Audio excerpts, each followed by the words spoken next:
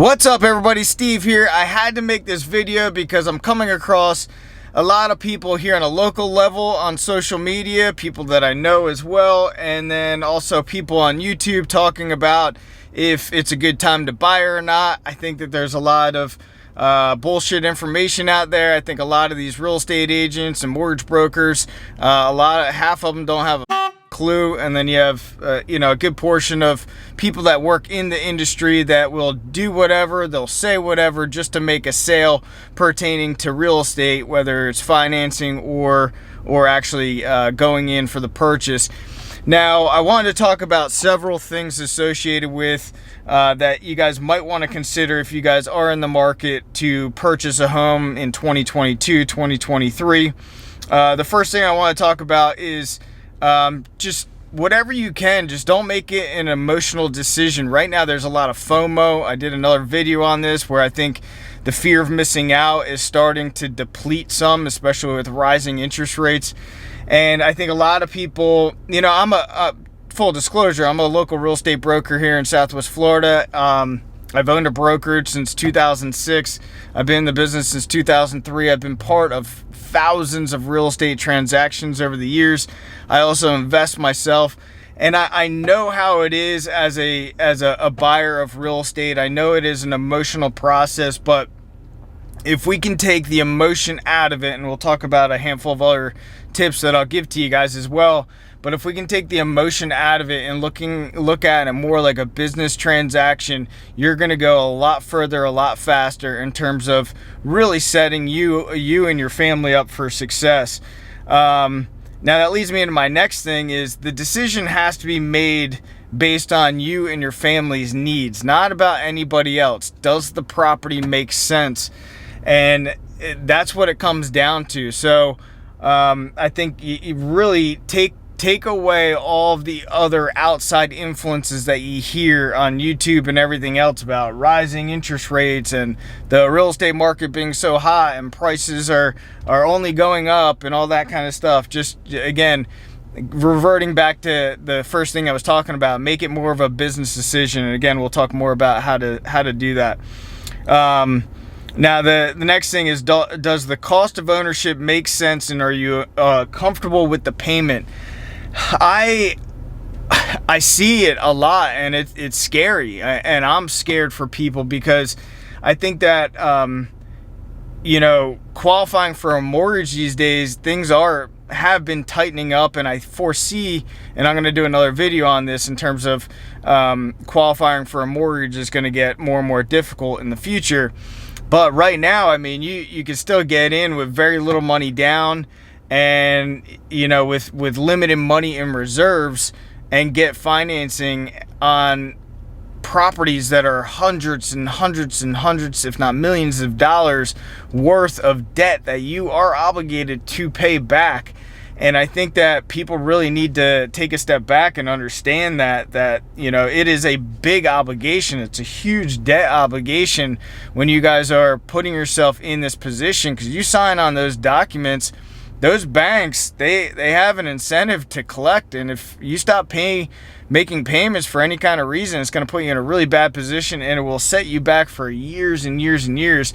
So, let's say it makes more sense to rent right now. I'm not a big fan of renting at all, because I think you can accumulate a lot of wealth through real estate, but strategically. But if you have to rent, for another year, 2 years, or whatever the case is, that might make sense than getting yourself into a situation where it's just uncomfortable and maybe tough to make that payment.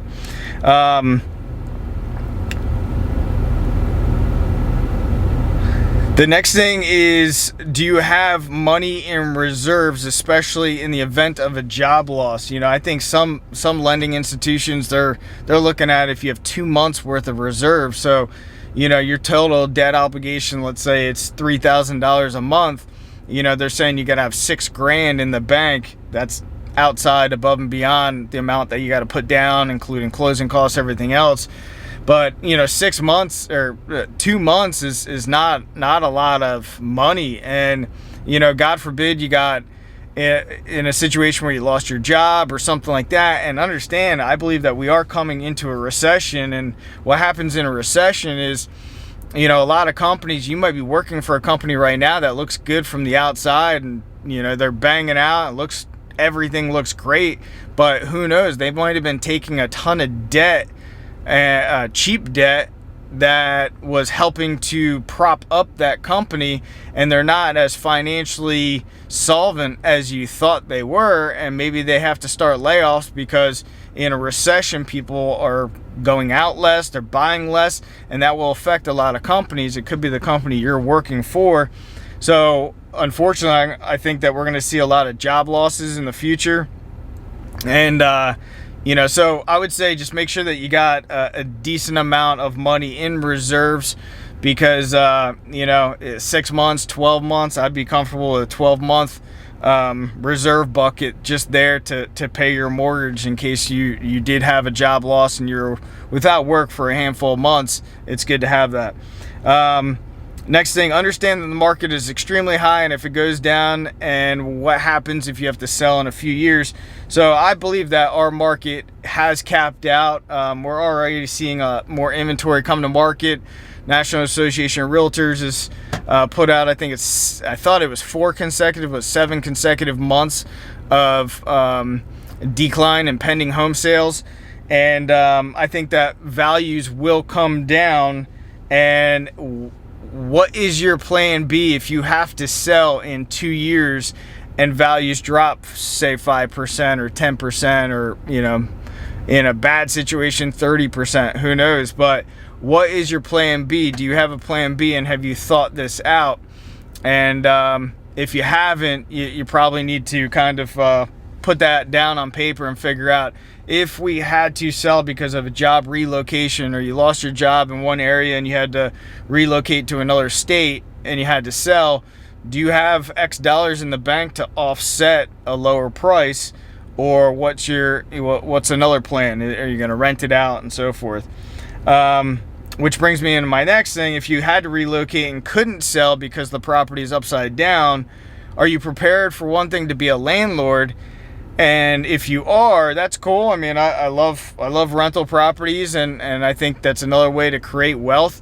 And if you locked in at a good 30-year fixed interest rate mortgage, then you could be in great shape to keep that property long term, and you have a tenant that's basically paying the debt on that property. It's a great position to be in.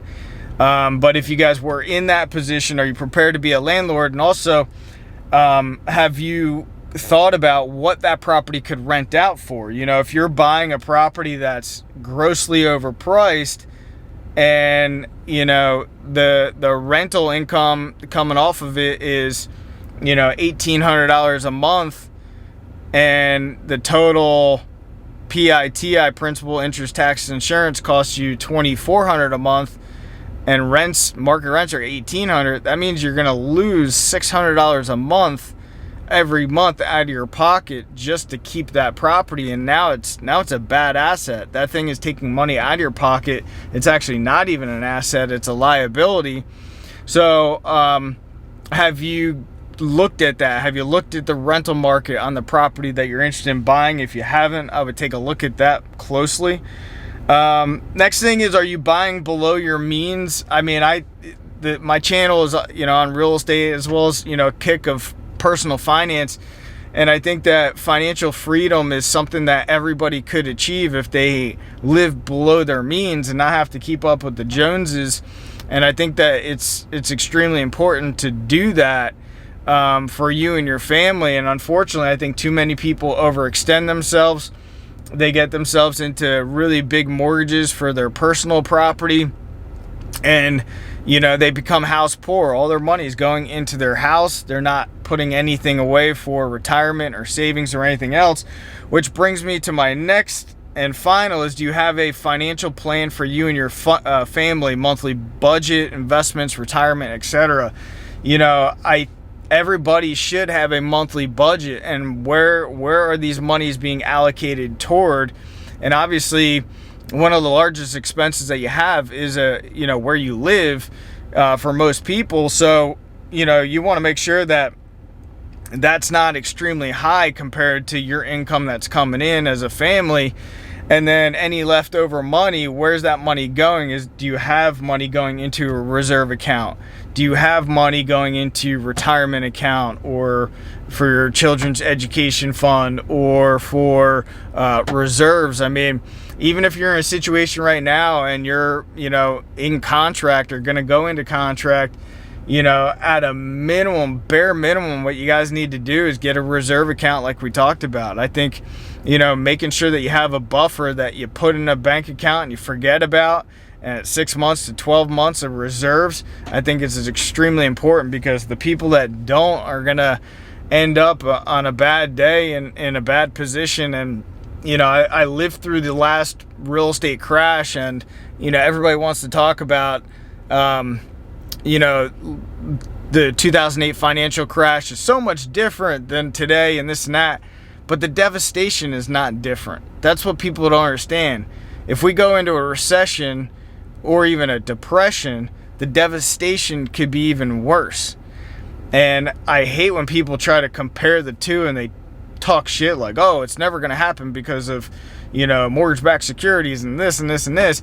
Okay, the avenue of how we got there is different, but the devastation it can be probably worse. And unfortunately, I experienced it in that last market. I even had some devastating events as well myself, where financially I was overextended, and that market completely changed where I'm at today. It changed me as a person, and that's more the reason for this video, as well as my channel, is I don't want anybody to go through that kind of shit. I sat at so many freaking tables where families are just sitting down crying because the bank is knocking at their door talking about foreclosing on the property, and we were there to mitigate things through doing short sales. And that was really the only option for these people, was pretty much short sales to kind of save their credit and rebuild as quickly as possible, as opposed to getting a foreclosure on their record. But, you know, I saw at that point in time a lot of job losses. A lot of people had to move out of Florida and go elsewhere to find work.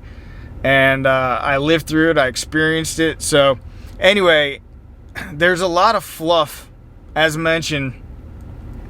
A lot of even family members and everything else, man. There's a lot of so many different outside influences and noise. And, you know, rewatch this video if you have to. Take notes and sit down as a family and go through these things before making such a big decision on such a life-changing purchase that could be extremely beneficial and rewarding, but also it could be detrimental to you and your family and your family's growth. Anyway, guys, I appreciate you being here. I appreciate every subscriber on this channel. And, you know, if you want more videos like this, I'm pushing for at least 4 or 5 videos a week on the housing market and everything that's going on right now in the turmoil. So be sure to subscribe and share this video too. Share this video with your family and friends if they're in a similar situation of what we're talking about. And I'll see you guys on the next video. Thanks for being here.